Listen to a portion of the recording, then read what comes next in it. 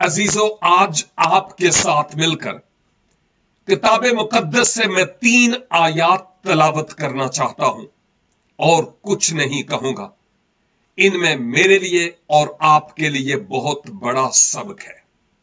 लिखा है, अगर हम कहें कि हम बेगुनाह हैं तो अपने आप को फरेब देते हैं और हम में सच्चाई नहीं।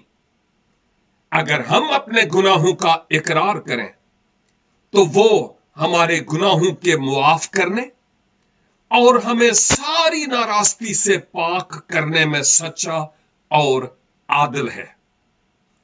अगर कहें कि हमने गुनाह नहीं किया तो उसे झूठा ठहराते हैं और उसका कलाम हम में नहीं है।